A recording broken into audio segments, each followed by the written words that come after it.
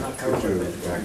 It cost me like $60, wasn't it? Put your soaring down. Yeah, so what are you going to ask me for? I was gonna ask you what would affect, but you are against the decrease in HST. Why? You know, the HST is you know, we're against an increase in HST for a number of reasons. And first and foremost, it takes away disposable income from the Brunswickers, and they have less money to spend, you know, throughout the economy and in restaurants. It's a disincentive for tourists to come here, and first and foremost for our industry, the restaurant industry, it makes our products that much less competitive. You can buy a pizza in the grocery store tax-free, while our pizzas are taxed. Or you can buy the same container of milk in a restaurant taxed, or in a grocery store tax-free.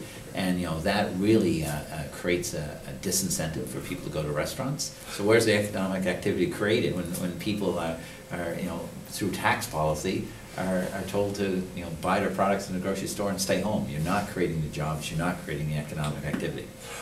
You say the government can learn from what happened with increasing HST in other jurisdictions. What do you mean? Well, when we saw, it's interesting. In July 1st, Nova Scotia increased their HST by 2 points. BC. Too much information. Concise. Okay. You've only got 20 seconds. Okay. What happened? What happened when HST went up? Sales went down. People lost their jobs.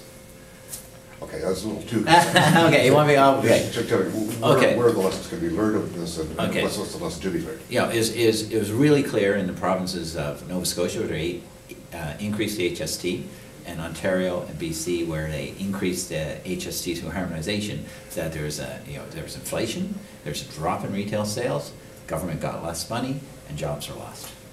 Beautiful. 20 seconds around. Thanks. My pleasure. Where are you going? I'm going to Vietnam. Vietnam. Yeah.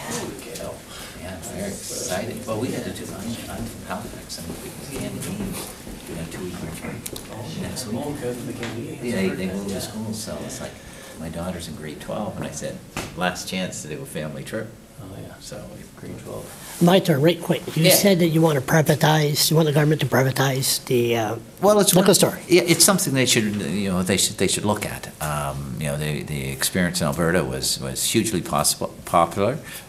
You had more stores, more selection, more service, and government still collects the same amount of money because government makes their money from tax. It's not a retail outlet where the government's making their money from profits. They're just collecting tax. So it's something that should be looked at to spur development in terms of retail businesses throughout the province, and get out of the business. There's no reason government should be deciding what beer you're drinking or what wine you're drinking. Thank you. Thanks, girls. I know. I'll give you my card, Charles. Now everybody uses their tapes on the interview. Identify yourself. Spell your name, even though I know who you are. So, yep. I'm Riyad Robichaud. I'm the Executive Director of the Tourism Industry Association of New Brunswick. How do you spell your name? REALROBICHAUD. Okay, so your colleague in the restaurant business says no hike in HST. What do you say? We're certainly in support of that because what it would do, I mean, you're against it. Let's put it. Well, okay, what do you advise the minister to do on HST? He's tempted to raise it. We're certainly advising the minister to stay where it's at, not to raise the HST because certainly it would have an impact on our industry there as well. When we're talking to all the other increases that is in the planning, is certainly in discussion right now. Whether it's increases to minimum wage as is suggested, we're certainly hoping that there's be some consideration to that. Not necessarily consideration to the raising of the minimum wage, but certainly the consideration to the impact it has on the jobs and basically totally counteracting what the intent was on increasing minimum wage. Okay, just a little more concise. I've only got, you've got 20 seconds. Okay, yeah. Cram as many as I can in 2 minutes. So what's the effect, what would be the effect of raising HST if he goes along with recommendations to do that? Certainly in the effect of that would be a price point. Price point would be certainly going up, and then it's hard then to stay competitive, or would be hard to stay competitive with other jurisdictions. So what, lost jobs? What are the actual effects on the ground? Everything is up in the air at this point in time in terms of the impact. I mean, certainly lost jobs, and we're looking at the good industry in terms of the revenue and the margin. And that's for the 2011-2012 fiscal year. it increases disparities in after-tax incomes. So for every $24 in tax reductions for our lowest income tiers, it results in $24,000 in income savings for the upper tiers. So that, we don't think it's fair to, if you're going to cut social programs at the cost of tax reform. We have a brief that we will submit, but you know, I represent, I'm here on behalf of community agencies, and we've demonstrated how to do things quite efficiently with the populations that we work with over the years. And we want to work together on reducing poverty, and we think one of the best paths forward is through the poverty reduction strategy. Thank you, Tim. You know, the message that we've gotten in the process is the integration. You mentioned this here a time or two, between, and this would be one area in terms of the whole kind of the social network program.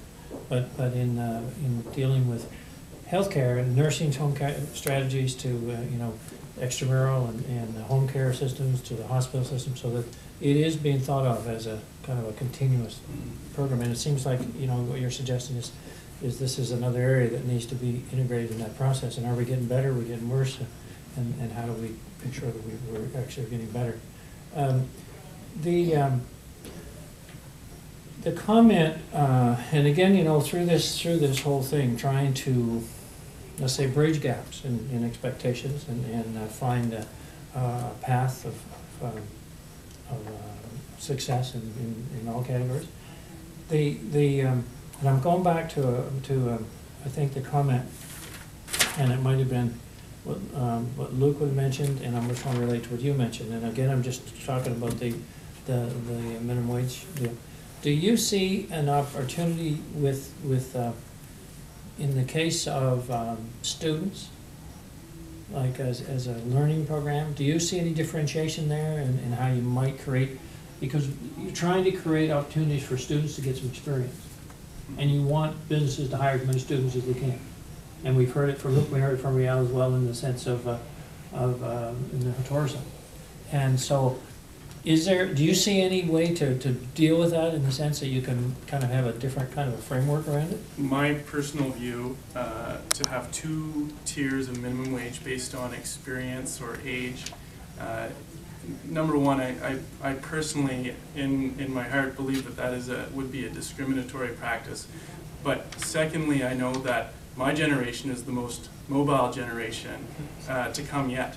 So if you want to deal with labor force participation here in New Brunswick and population decline, if you see a 2-tier minimum wage, it doesn't give, you know, younger individuals like myself an incentive to stay here and start out in New Brunswick's labor force.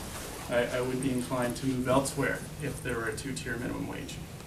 And on the tip differential as well, I don't think that takes into account the different economic indicators between different businesses where there are tip earners. You know, a tip earner at a high-end club here in Fredericton is going to haul in a lot more than, you know, a single mom in a licensed diner in Bath, for example. So I don't see how you'd be able to implement such a 2-tier system fairly.